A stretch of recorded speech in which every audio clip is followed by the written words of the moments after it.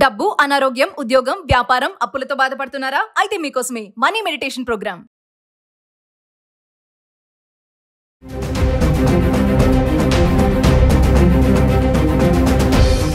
నమస్కారం, నేను మీ అడ్వకేట్ సంగీత. యాన్సిస్టర్స్ ప్రాపర్టీ అంటే తాత ముత్తాతల కాలం నుంచి వస్తున్న ఆస్తి విషయంలో దాన్ని ఎలా పంచుకోవాలి అనే దానిపైన కొంచెం ఆ చట్టాన్ని కొన్ని సవరణలు చేయబోతుంది కేంద్ర ప్రభుత్వం. ఇప్పుడు అది పార్లమెంట్ లో కొంచెం ఆమోదం పొందాల్సింది.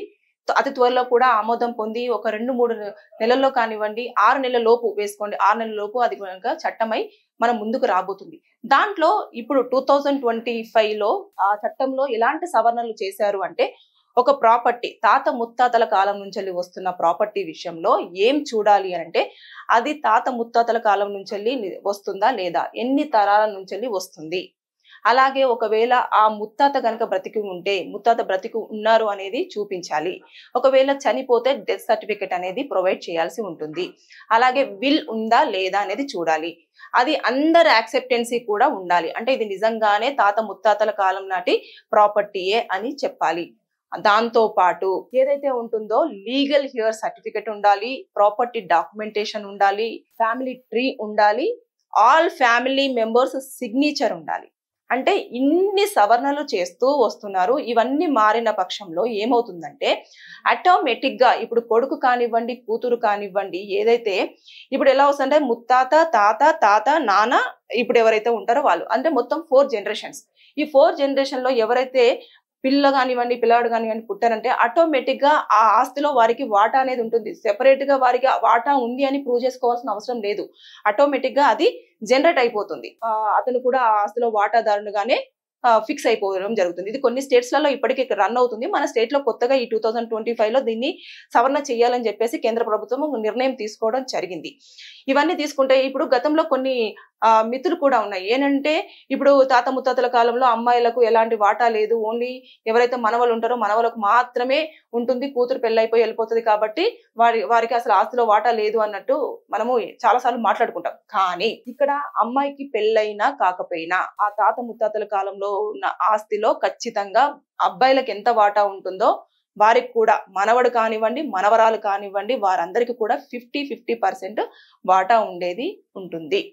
అంటే ఇలాంటి సవరణలు ఆటోమేటిక్ గా చేసే విధంగానే అన్ని ప్లాన్స్ చేశారు. ఇవన్నీ కూడా కోర్టులో ప్రూవ్ చేసుకోవాల్సి ఉంటుంది. ఒకవేళ గనుక మనకు ఆ ప్రాపర్టీ విషయంలో కొన్ని గొడవలు జరుగుతూ ఉంటాయి. అంటే ఒకరే వారి దగ్గర పెట్టేసుకొని ఇది మేము ఇవ్వము, మీరు ఏం చేసుకుంటారో చేసుకోండి అని చెప్పేసి అంటారు కదా. అప్పుడు అలాంటి టైంలో ఏదన్నా గొడవల నేపథ్యంలో కానివ్వండి, ప్రాపర్టీ కొంచెం లిటిగేషన్ లో ఉన్నప్పుడు కానివ్వండి, కోర్టులోకి వెళ్ళి ఇది లిటిగేషన్ లో ఉంది, దీనికి సంబంధించిన పూర్తి వివరాలు కావాలి, పూర్తిగా మేము అన్ని సబ్మిట్ చేస్తున్నాము అని చెప్పేసి ఒక పిటిషన్ ని ఫైల్ చేసుకోవాలి.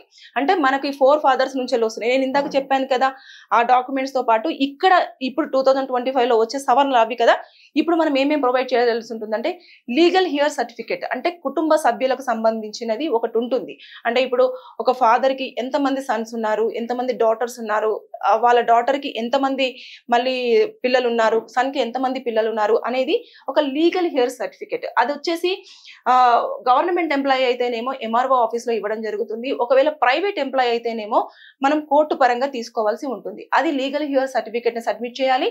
ఆ ప్రాపర్టీకి సంబంధించిన డాక్యుమెంట్స్ కూడా సబ్మిట్ చేయాల్సి ఉంటుంది. ఏమైనా ఇబ్బందులు ఉన్నా, లేదంటే ఆ తాత గాని ఎవరైనా చనిపోయి ఉంటే ఆ డెత్ సర్టిఫికేట్ మాత్రం కంపల్సరీగా సబ్మిట్ చేయాల్సిన పరిస్థితులు కంపల్సరీ ఉంటాయి.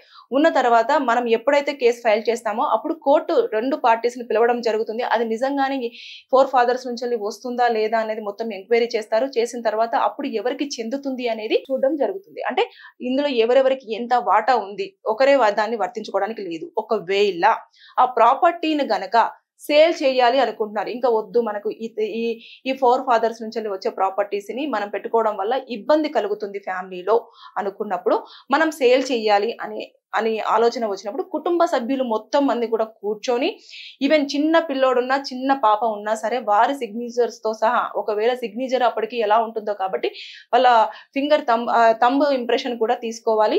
తీసుకున్న తర్వాత ప్రతి ఒక్కరి యాక్సెప్టెన్సీ ఉన్న తర్వాతనే మనం ఆ ప్రాపర్టీని సేల్ చేయడం అనేది జరుగుతుంది. అది ఎప్పుడు కూడా లీజ్ ఇవ్వడానికి అయితే కుదరదు, ఒకరే సేల్ చేయడానికి ఛాన్సే లేదు. సో ఇలాంటివన్నీ కూడా మనము సవరణలు చేస్తూ ఇప్పుడు నేను ఇందాక చెప్పిన డాక్యుమెంటైజేషన్ కానివ్వండి, లీగల్ హెయిర్ సర్టిఫికేట్ కానివ్వండి, డెత్ సర్టిఫికేట్ కానివ్వండి, అలాగే ప్రాపర్టీ విల్ కానివ్వండి, ఇవన్నీకి సంబంధించినవన్నీ మనము ఎక్కువగా చేసుకోవాలి. అలాగే ఎప్పుడైతే మనం ఓరల్ గా, ఇందాక చెప్పాను కదా, ఓరల్ గా మేము ఈ ప్రాపర్టీని పంచుకుంటున్నాము అంటే కుదరదు. అది డాక్యుమెంటైజేషన్ డిజిటల్ వైజ్డ్ గా ఉండాలి. ఈ ప్రాపర్టీని ఇగో ఇంతమంది ఉన్నారు, ఒక సపోజ్ గా ఒక 6 ఉన్నారు అనుకోండి, 6 ఇంత పంచుకుంటున్నారు అనేది డాక్యుమెంటైజేషన్ లో ఉండాలి. అది లీగల్ గా మనం ఏదైతే ఉంటుందో డిజిటల్ లో కూడా ఎంటర్ అయిపోయి ఉండాలి.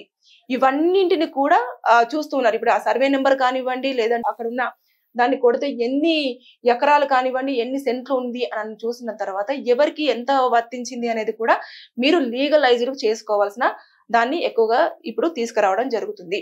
అంటే మనం ఇవన్నీ కూడా గతంలో చాలా ఇబ్బందులు జరిగినాయి. 4 ఫాదర్స్లలో వీరికి మాత్రమే వస్తుంది, వీరికి మాత్రమే వస్తుంది అని చెప్పేసి గొడవలు జరిగాయి. సో ఈ 4 జనరేషన్ వాళ్ళు ఎవరైతే ఉన్నారో వారందరూ కూడా సరిసమానంగా పంచుకునేలాగా, అందరూ వాటాదారుల్లాగా ఉండేలాగానే భాగస్వామ్యం ఉంది అన్న ధోరణిలోనే చట్టం అనేది సవరణ చేయబడుతుంది.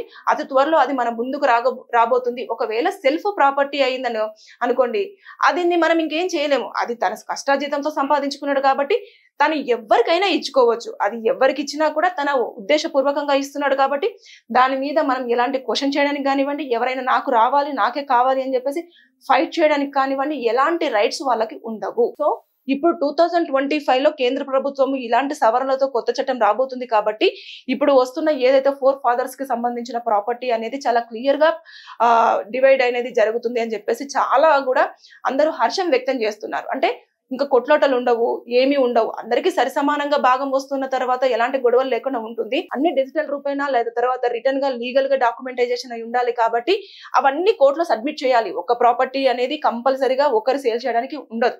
ఒకవేళ సెల్ఫ్ అక్యూజ్డ్ ప్రాపర్టీ అయితే మాత్రం మీ వారికి సంబంధించింది లీగల్ గా చేసుకోవాల్సి ఉంటుంది. కానీ ఇలాంటి యాన్సెస్టర్స్ ప్రాపర్టీ మాత్రం కంపల్సరీగా ప్రతి ఒక్కరి సిగ్నేచర్ ఉండాలి, ప్రతి ఒక్కరు దానికి అటెండ్ అవ్వాలి, ప్రతి ఒక్కరు యాక్సెప్టెన్సీ ఉండాలి. ఇవన్నీ నేపథ్యంలోనే మనం దాన్ని సేల్ చేయడం అనేది జరుగుతుంది. లీజుకు మాత్రం ఎప్పుడైనా సరే గుర్తుపెట్టుకోండి, ఎవరైనా వంశపరంపర్యంగా వస్తున్న ఆస్తి ఒక్కరే వచ్చి ఇది లీజుకి ఇస్తాము అంటే మాత్రం ఒకసారి ఆలోచించండి. ఒకరు లీజుకి ఇవ్వడానికి కుదరదు. అందరి యాక్సెప్టెన్సీ ప్రతి దాంట్లో ఉండాలి, అందరు భాగస్వామిలే. సో కొత్త చట్టంలో ఇలాంటివన్నీ రాబోతున్నాయి కాబట్టి ఈ యాన్సెస్టర్స్ ప్రాపర్టీలో ఆడవారికి కూడా, అంటే ఎవరైతే మహిళలు ఉంటారో పెళ్లి చేసుకొని పోయారు, కట్నం ఇచ్చాము, వాళ్ళకున్న అప్పులు మరి మాకున్న అప్పులు తీరుస్తారా లేదా, ఇలాంటివన్నీ వాదనలు వినిపిస్తూ ఉంటాయి కదా. అవన్నీ లేవండి. ఆటోమేటిక్ గా వాళ్ళకు కూడా గతంలోనే ఉన్నది ఇప్పటికి కూడా అది వర్తిస్తుంది. అలాగే వాళ్ళ పిల్లలకు కూడా రాబోతుంది ఆస్తి. మానవులు మనవరాళ్ళు అందరూ కూడా దీంట్లో వాటాదారులుగానే ఉండే అవకాశంగానే ఈ సవరణ అనేది జరగబోతుంది.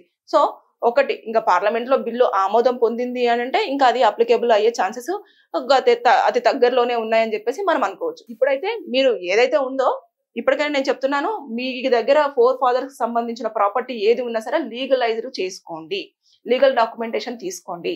ప్రతి ఒక్కరికి ఎంత వాటా వస్తుంది అని చెప్పేసి అనుకున్నారో అంతంత వాటాని మీరు డాక్యుమెంట్స్ రూపంలో ప్రిపేర్ చేసుకోండి, డిజిటల్లో ఎంటర్ చేసుకోండి.